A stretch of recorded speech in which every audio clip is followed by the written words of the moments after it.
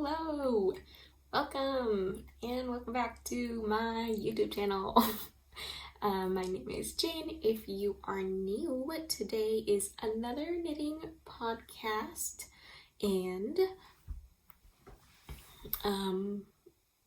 updates on my project. Not too many new things, but it's been a while since we've caught up. I've been really busy in the meantime. So let's catch up. So I have 3 works in progress going at the moment, and I'm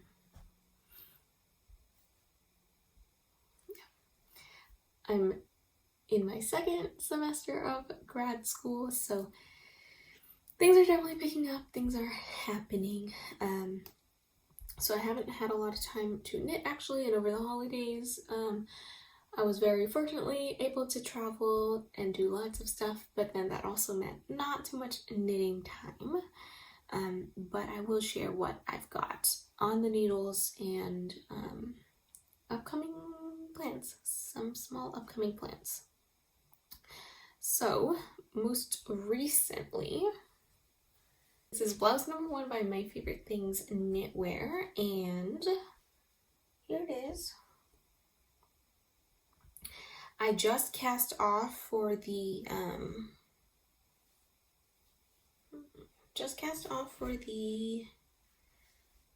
my goodness, I know there's supposed to be I think this is the back. Okay, just cast off for the sleeve sew. Now I have 1 sleeve left. It's a bit of a game of yarn chicken, so we'll see. I think last time we talked I was maybe here, so I still haven't done the sleeve. Today I cast off 1 sleeve, and let me show you what the fit is like right now. Okay, so this is what it's looking like. It's a lot more loose than I would have wanted, but I think it's okay. Yeah, it's okay. It's a cropped sweater for sure. The sleeve, this is a good length so that it's not like getting in the way of things. If it was like, if when I block it, if it grows, I'd be okay with that too. But yeah, it's very comfortable, very soft against skin, so I'm pretty happy with it so far. If I were to knit it again, I would size down, but this is, yeah, I'm not hating the fit as much as I want, so this is good. This is giving me motivation to keep going and to finish, because I was really excited about this initially, and I had been kind of dreading it since I split for the sleeves, just because I felt like, oh, it's gonna be so big and not the fit I wanted. I actually wanted like negative ease, like I wanted it to be like super tight, which is why I say I'd probably size down if I knit it again. I would recommend the pattern. The construction is super interesting. So there's only 2 points of increase, and then you start to do this shoulder shaping. And I just think it looks really nice and really elegant. It opens up like the neck here, and I just like it. I think it's pretty nice. So this is my blouse number 1 progress. 1 sleeve to go, and I think it'll go by quick now that I've got the mojo. I'll show you how much yarn I have left, and it's not much. So this much, I believe it will be enough, but it's a little bit of yarn chicken because I didn't buy the yarn for this sweater, and I do think if I had knit it to pattern, which I think the sleeve would have been quite a bit longer, I don't think I'd have enough yarn, but I'm going off book, so I think there is enough in here for me. If you're new, I'm holding malabrigo mohair and malabrigo mechita together. Those are the 2 yarns I just showed, and both are in the English Rose, I think, something like that colorway. So I'm really happy with it. So far it's very, very soft against skin, and yeah, I'm liking it.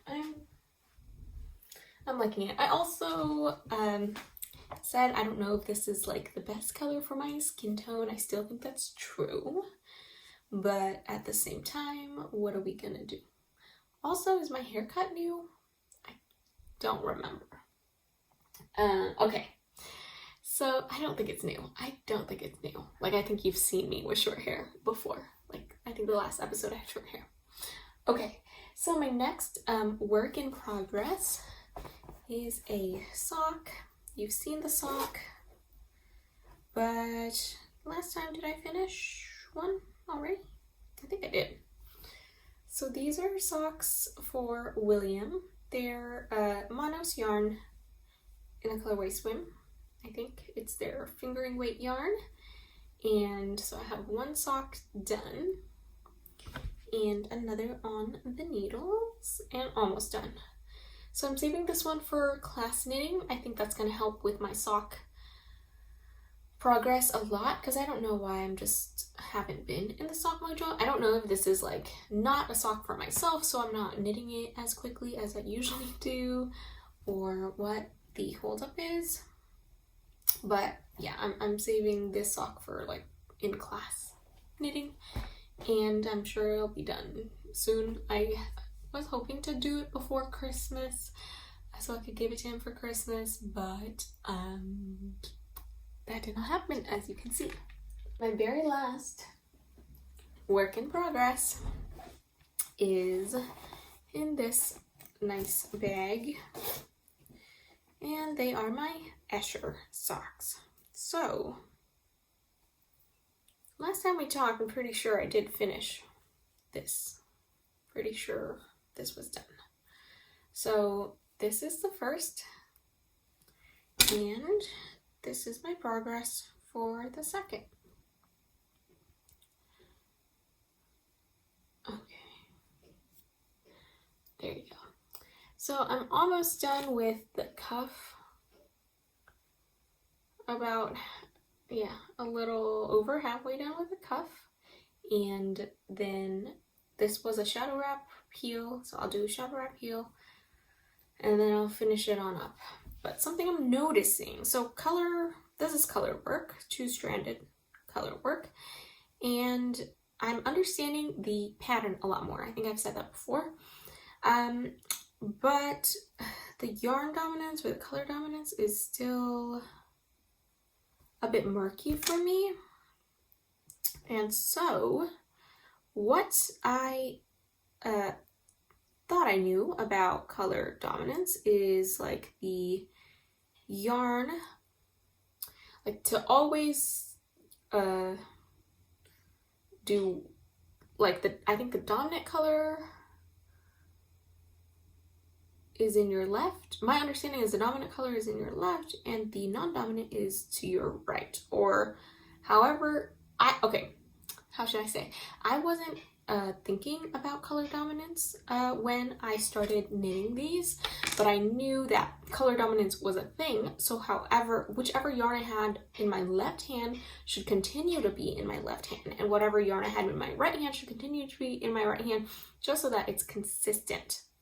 However, and then I think it ended up working out so that the light blue is dominant. But then what I had kind of realized is, like, in a certain section, like this bottom row, I think the dark blue is dominant, which is definitely a contrast to, you know, this. So I was like, okay, but I definitely remember holding dark blue in my left and light blue in my right. So I'm like, how did that work? And even now looking at it, I'm like, I don't know. It doesn't look too different, but is dark blue actually the dominant one on this sock? And then I started looking at my floats, and I do see that, like, very recently, I don't know if you'll be able to see, but very recently I'm realizing that, like, the thing about it always being in your left hand and always being in the right hand also is referring to which yarn is on top and which yarn is on bottom. And I don't know if being on top means it's dominant or if being on bottom means it's dominant. I feel like it's being on top means it's dominant. So I need to make sure the light blue is always on top. I think that is my current understanding. And I might look it up after this podcast, but I don't want to. So if you know, please let me know in the comments. It might be too late for me at that point, but I think that's what I'll pay attention to. Yeah. So that was something I hadn't like considered before. I kind of just thought that if I always kept it in my left hand, it would be okay. And I think it would be okay, except for the fact that, like, sometimes I have the bag like this, sometimes I have it like this, which would just switch around the order of how the yarn ball is. I don't know if I'm making much a sense, but basically I'm realizing that I might be switching up like the color dominance every once in a while because I'm not paying attention. So that is something I need to monitor a little bit more closely. But I definitely feel a lot more comfortable knitting with my right hand, English style.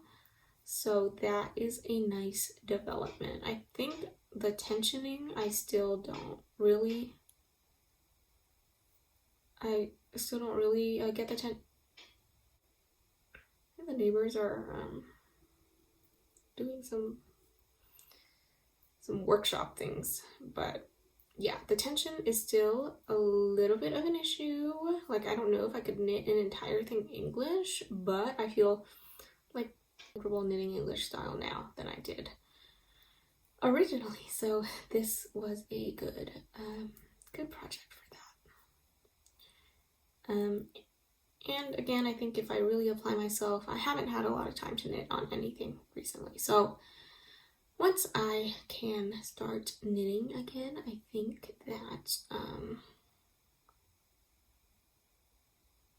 that will be good, and I'll get these socks done and off the needles, because I think like having these projects being so long term has been a little bit demotivating for me as well. So I'm glad I did this sleeve today. I'm going to pick up these stitches right after this video and get started on that right away, so that I can have this as a finished object, because I would really like that. Okay, so that basically concludes like what I'm working on. I don't think I have anything else to show, but for Christmas I did receive some small yarn gifts, and I also got myself some yarn.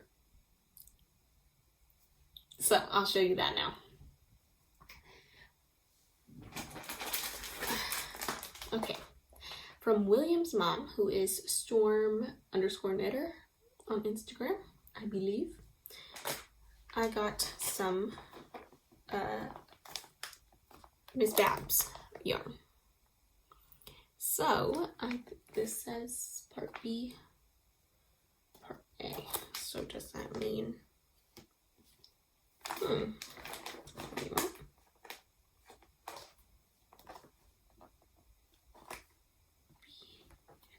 Okay, I think it's like this.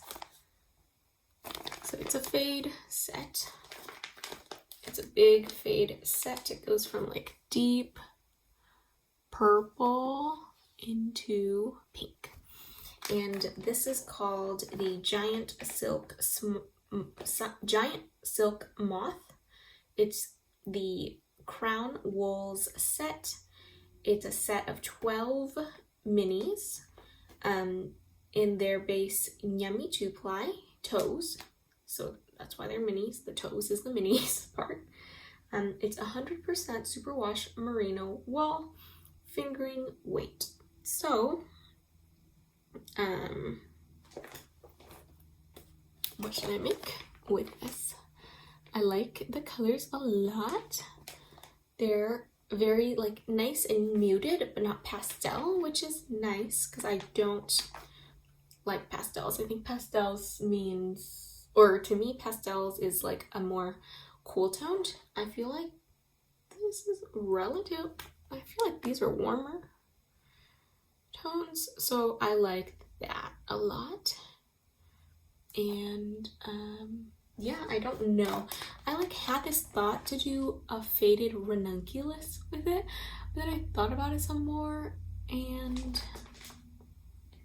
I'm not sure if it would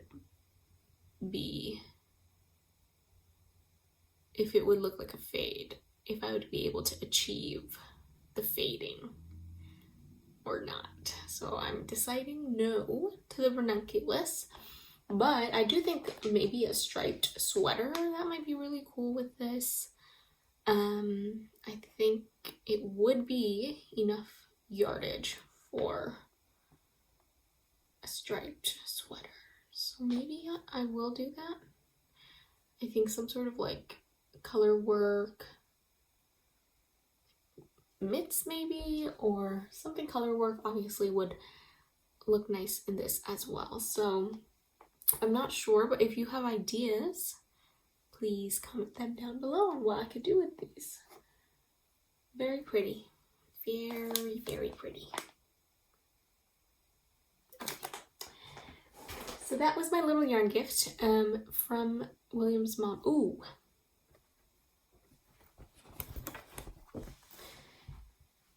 Where'd it go? What?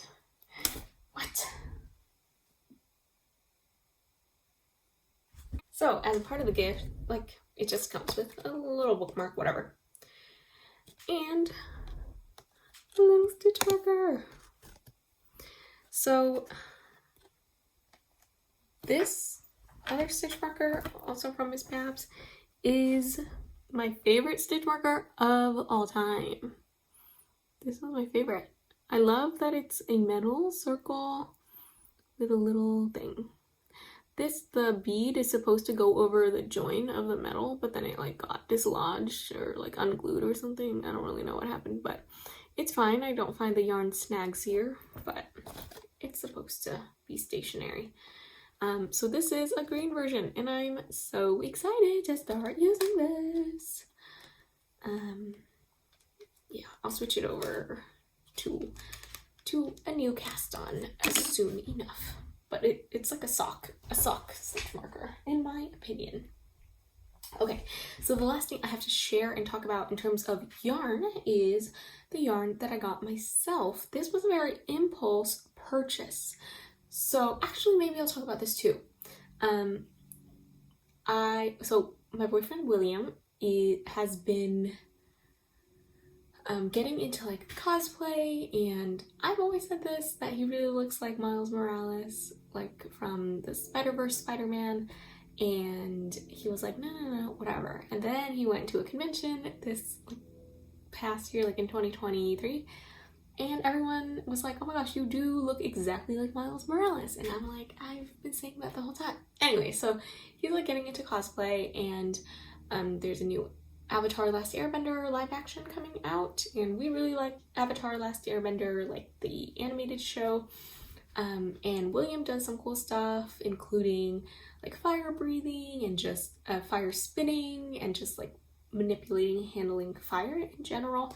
So he really wanted to dress up as Zuko or like Fire Nation, like a fire person.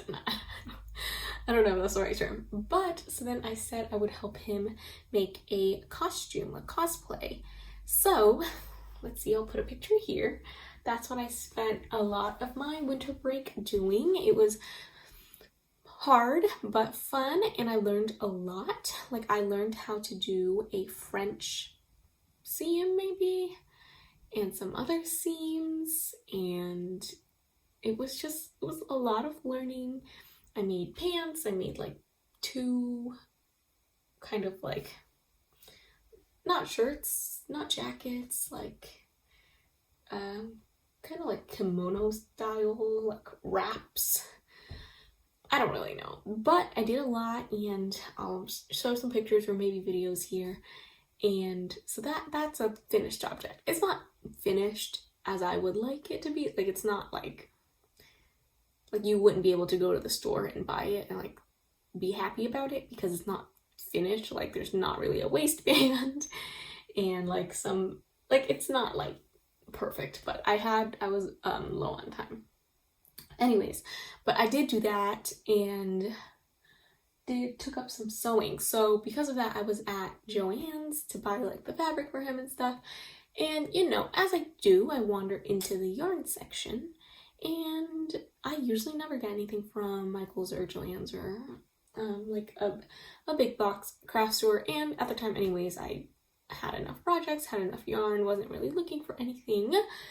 But at this Joann's, they had a really big selection of 100% wool yarn, or just wool yarn in general, which I hadn't found in the big box stores in my area. So I started thinking, I started being like, what if? And I think there was a sale, like, I don't really know, but they got me. Let's just say they got me. So I'll show you what I ended up picking up.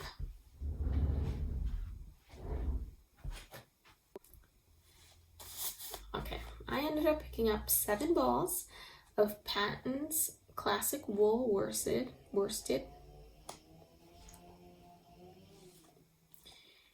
in the dark gray mix colorway and pure new wool. So yeah, I got 7 of these bad boys to make what you say. I'll show you a swatch. I did some swatching.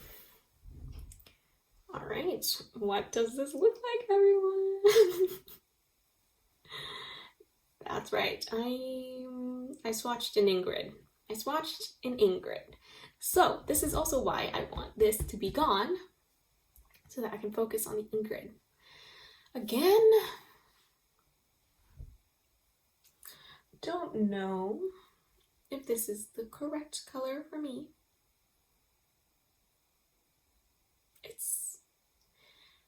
Yeah, I don't know. I don't think I'm a cool toned girly, but I was in between this or like a dark beige or like a light caramel kind of color, and I decided to go with this. I don't know, but I have 7 balls of this. I hope that's enough for an Ingrid. I think I tried to work out the yardage and it should be enough, but yeah, here's my little swatch. That will be the next cast on. After this, I'll cast on this, but as I mentioned earlier when I was showing you the wool from Miss Babs, I'm also considering a ranunculus, so there's also that. I might do a ranunculus instead. Or both. I don't know. I just need to get these socks like off. The blue, I have to tell myself to be patient, because I have some classes where the lectures are like a lot. It's just a lot. So, yeah. That's all I have to tell you, craft and knitting wise. But instead of knitting, I've also been doing some reading. So I'll also chat a little bit about that as well. That's what I usually do at the end of the potty. If you're only here for the yarn, thanks for sticking around. But if you want to stay and hear about what books I've been reading, one of them is yarn related. I'll start off with that one. Feel free to stick around. So yeah, what I'm currently reading right now is an audiobook. I had borrowed it from the library before as an ebook, but it's nonfiction, and I just go through nonfiction really slowly when I have to read it. But as a podcast, it's a lot better. I actually went on like a really long walk in the hill right by my house, and it was really nice to listen to it as a podcast, and I've been learning a lot of fun things. So I am reading or listening to Worn, A People's History. Worn like the past tense of wear, or like there's like, it's a specific kind of past tense, right? I don't know, whatever. But Worn, W-O-N, A People's History of Clothing. So it's been really interesting to read and learn about like the history of cloth, the history of making clothes, and I think it's really good. I really recommend it. And let me pull it up so I can read you some of the chapter titles, but I really, really am enjoying it. Oh, I'm almost done. Uh-oh. Okay, so there's an introduction, and then we start with linen. We start with linen. We learn about linen. How did people used to harvest linen and make clothing from linen? What did they make what kind of clothing was made? Then we move on to cotton. Then we move on to silk. Then we move on to plastics, then we move on to man-made plant fibers like rayon. Then we move to plastics like nylon and other synthetic materials. And then I think we end at wool and the crafting community. So I'm hearing it as a very strong support for crafting, and especially using animal fiber. That's my sense of it right now. But yeah, it's really interesting to learn about how clothing was once a very specialized job that everyone had to do. Everyone made their own clothes, and then the shift into like manufacturing clothing, and then the shift into fast fashion, and then like the impact of growing cotton, which is very hard on the earth, the soil, and therefore the environment, like that immediate environment, as well as water. You need a lot of water. And then just like the fertilizers that are used to grow the plant, and the cost of the human labor, which is oftentimes enslaved labor or very poorly paid labor, like cheap labor, or otherwise exploitative labor. Not to say that that's not in the animal industry either, but yeah, so I learned a lot about the history and the political and geopolitical influences behind like certain things, like certain fibers or clothing, or where clothing is made, how clothing is made, etc. So I've really been enjoying it, reading it from a historical and political lens. And then also I learned a lot about silk. I didn't really know much about silk before, and something I learned that I feel so silly for believing before is, so like when you buy yarn, right, there's like silk, and then sometimes there's mulberry silk. So I knew that mulberry is like a plant. So every time I had been seeing mulberry silk, I had been thinking that that meant it was a vegan fiber, that it's silk made from like the mulberry plant, like no silkworms are involved. It's like, I don't know, it's like the mulberry produces a fiber that is similar enough to silk. That's what I had thought like this whole time. I don't know, maybe you think it too. But that is not the case. Mulberry silk is the highest quality of silk because it means that the silkworms are only fed mulberry. as like a food source, and it makes it like extra strong, like extra soft and shiny or something. I don't know. Extra high quality if their diet is only mulberry. So I think mulberry silk means that they only eat mulberry, but it's still an animal product. It's still coming from the worms and the people having to harvest the silk and whatnot. So that was news to me. It was also news to me that due to the demand of the silk, that like in that region of Asia where that is where that silk comes from, or historically or traditionally came from, now it's really hard to find mulberries because it's such in high demand. Yeah, I don't know, I just didn't know about that, so that was really interesting. Yeah, so the book touches on the histories of a lot of people, touches on European history, American history, Asian history, and now it's moving to Native American history, and like the textile, like the tradition of textile art, or like weaving and things like that, among native tribes to the Americas.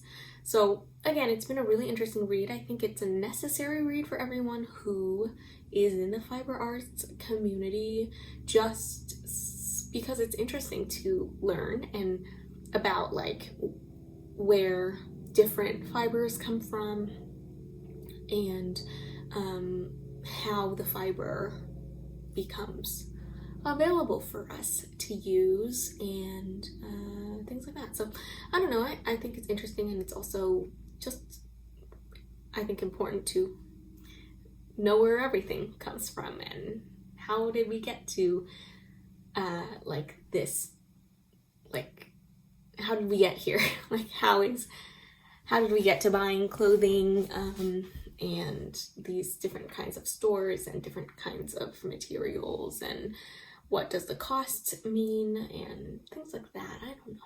I think it's really interesting, and again, as an audiobook, it's very easy to listen to, especially if you're doing something else. I don't know. It's not like riveting, but like when I'm driving, when I'm walking, when I'm cleaning, it's nice as like something in the background. And I think it covers a lot. So yeah, again, I recommend it. It's called Worn, a People's History of Clothing. So that's my first reading. Over winter break, I finished two books. So I finished Ninth House and the sequel, Hellbent, by Leigh Bardugo. Okay, what did I think? Ninth House, if you don't know, it's a very popular book, popular series, popular author. Ninth House and Hellbent are, oh, this is a new term I learned, urban fantasy? I know urban is in it. And what that means, I think it's urban fantasy. So a fantasy is set in a fantastical land, right? Like Lord of the Rings is fantasy. Or yeah, that's fantasy. Or way far in the future, like Dune is fantasy. Or Dune is sci-fi. Okay, right, Dune is sci-fi. Or is it also fantasy because there's magic? I don't know. But anyways, like Lord of the Rings is fantasy. But urban fantasy is when it is set in the modern world or within our understanding of the world. So like, I don't know if this is true, but I feel like Harry Potter would be urban fantasy because it's like, oh, it's a universe within our world. Yeah, I think that's how it works. But okay, so sorry, I digress. So Ninth House is about this girl from, a young woman from LA, from California. I think that is LA. She's from the LA area in California. She has a special ability to see people who have passed, so she can see ghosts. They're called grays, because I don't think you can see them in color. I think they're always gray. I'm pretty sure that's why. They're called grays. But she can see them. So that's like her thing. And then it's set at Yale University in Connecticut. So there are these secret societies at Yale that are involved in the occult, involved in like magic. And it's, you know, exclusive group of people who like have certain magical abilities, like certain houses can do certain magics, but it's like, it's through like spells. It's not like you have magic in you. It's like they know how to do magic. I'm pretty sure they can perform the spells. And they know how to like use magic. And no one can see grays, no one can see ghosts, but this girl can. So then they like fly her to Yale and they give her a full-time scholarship, and she is inducted into their society, and like a lot of stuff happens. I don't know. That's kind of how I like my synopses to go. I don't like to know more about the plot, but if you do, I'm sure you could look it up. But that's as much information as I would want to know as a reader, so that's as much information I'm giving you. And did I like it? I've read both books pretty fast. There's definitely some sort of like mystery detective work element to both books. So yeah, it moved along relatively quickly and it was pretty easy to read. I should say there are some, I would look at the content warnings before reading, because I think there is some stuff in there that isn't, if you're not expecting it, it might catch you off guard. So definitely do that. But yeah, otherwise I liked it. I think it was enjoyable. It's not like, I don't know, it doesn't change my view of the world, but it's an enjoyable read, you know? It's like just a fun read. So yeah, I think I would recommend. So that's it. That's all the books that I've read or been reading. In terms of movies or TV shows, we're watching Percy Jackson, the new Disney TV show, and it's pretty fun so far. I really like the cast. I think everyone was casted really well except for, you know, Mr. Lin-Manuel Miranda. Literally jump scare every time he's on the screen. Yeah, that's the only casting that just takes me out of it completely. But I think everyone was casted really well. I really like the main trio, and I'm just enjoying it so far. And that's about it. I'm kind of rewatching Gossip Girl. It's, you know, it's not the best, but it's comforting because it's like nostalgic for me. But yeah, there's definitely some morally, like, not gray, just like morally wrong things in there. But yeah, I think that's it. That's all I have to share and update. So my plan is to keep working on this. I want to finish this very, very soon. I want to cast on the Ingrid sweater very, very soon so that I can finish it very, very soon, because I would like to finish it and wear it at least once this winter. I've been wearing my hand knit socks a lot. It's getting really cold up here in the Bay Area, and so I've really enjoyed and appreciated having the hand knits. I also wear my it was like the Anchor sweater quite a bit, and my raglan sweater quite a bit, and yeah, I've just been wearing my knitted sweaters as well. So I'm just finding a lot of use for my knits, and that makes me happy. So I want to do this, cast it off, do the Ingrid, finish my socks. Maybe we're thinking about a cumulus, but that's what's up in my agenda right now. So let me know how you're doing and what you've been up to. How was your winter break? Are you in school? Are you back at work? Yeah, just tell me how things are going. What are you knitting on? And I will check in with you and chat with you in the next a podcast episode. Don't know when it will be this semester. My schedule has ramped up completely, so there's not a lot of time to spare. But of course, I always try to make time to do some knitting. So thanks for sitting and chatting with me. I will see you when I see you, and I hope you have a great rest of your day. Okay, bye.